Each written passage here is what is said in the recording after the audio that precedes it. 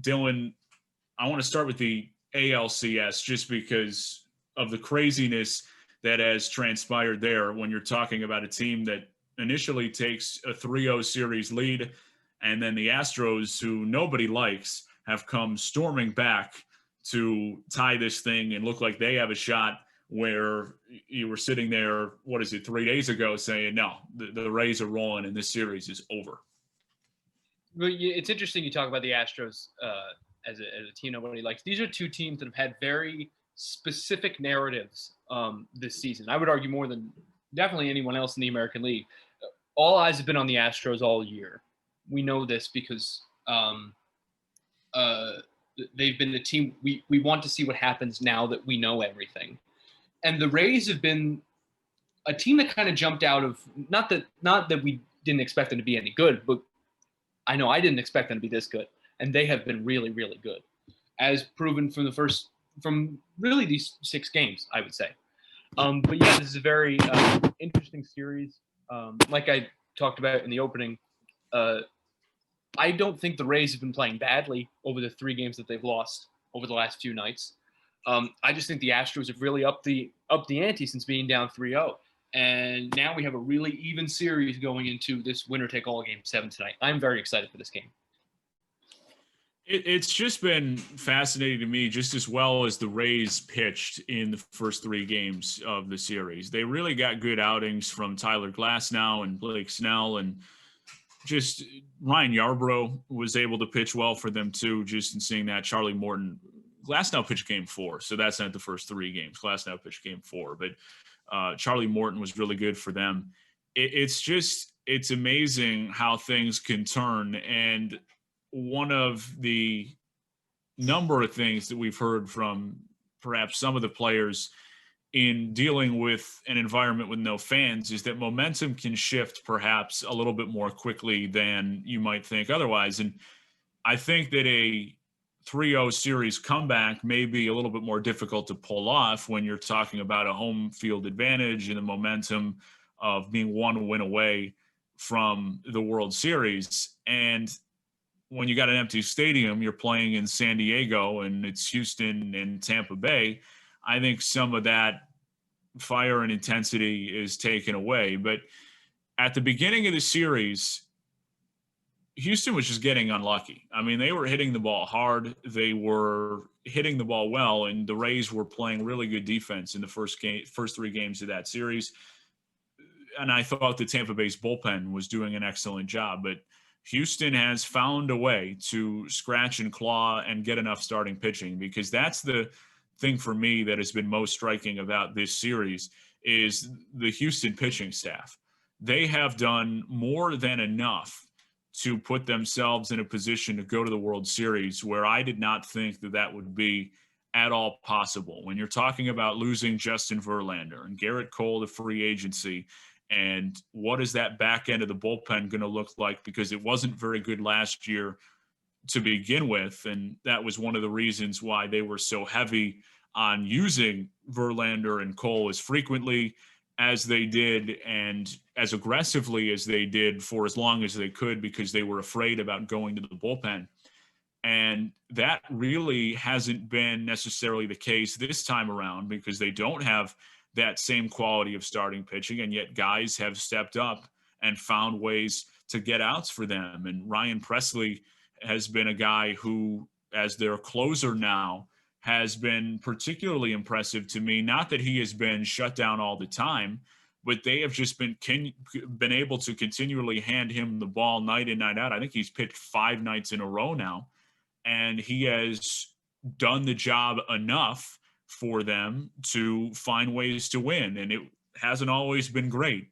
In game 5, he gives up that double to Adames with the tying run at the plate, where that ball hits off the base of the wall, and he is maybe 2 feet, 3 feet away from tying that game with a home run in the late stages of the 9th inning. But they've done enough, and I did not think that that was going to be possible. I've been really impressed with the Astros pitching staff, more so than anything else, because that's what's kept them in this series, in addition to the hitting that they have.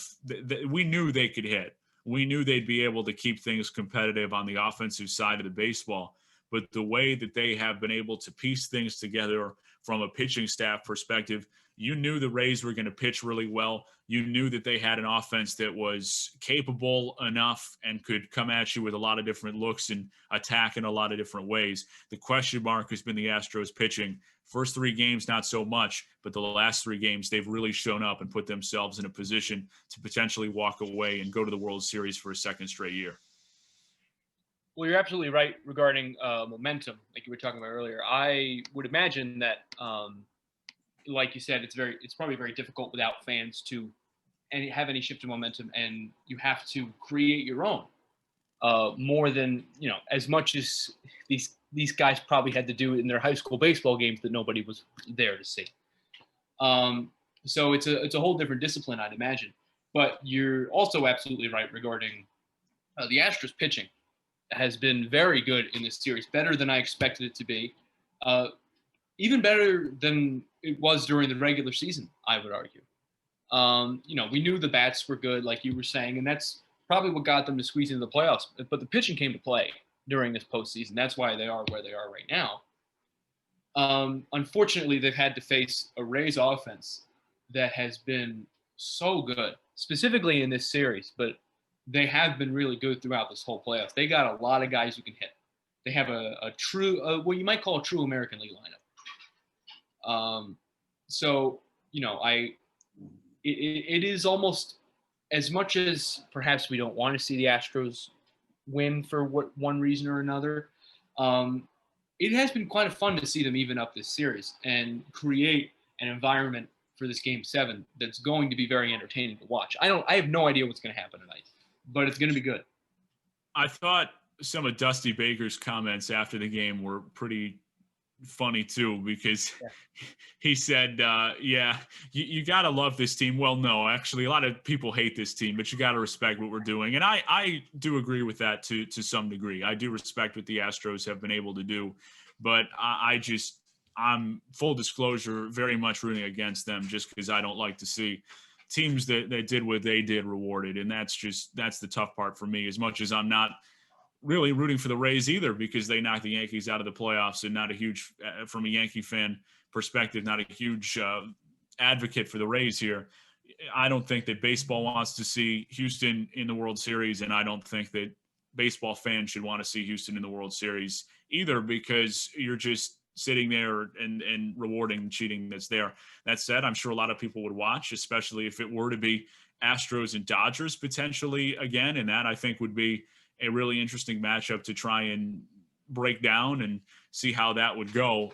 Dodgers are on the brink as well, and we'll get to that in a moment. But I have been impressed with the way that the Astros have really turned the tables, and particularly on offense. It'll be Charlie Morton who will be getting the start for the Rays against Lance McCullers.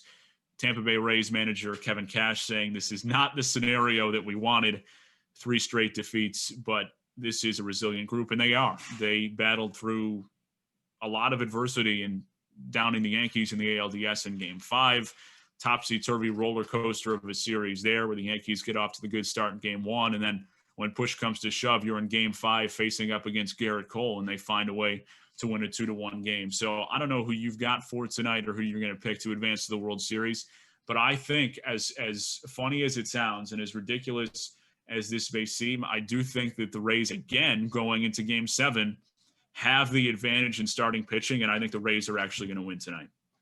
Yeah, I think I'm going to agree with you. I'm going to take, if I had to take a team tonight, it's going to be the Rays. While as much as, I don't love the Astros either, full disclosure. But as much as I do want to see an Astros-Dodgers World Series just to see what can happen. I do think the Rays are going to win tonight. I think they are overall the better team. And we'll see that tonight.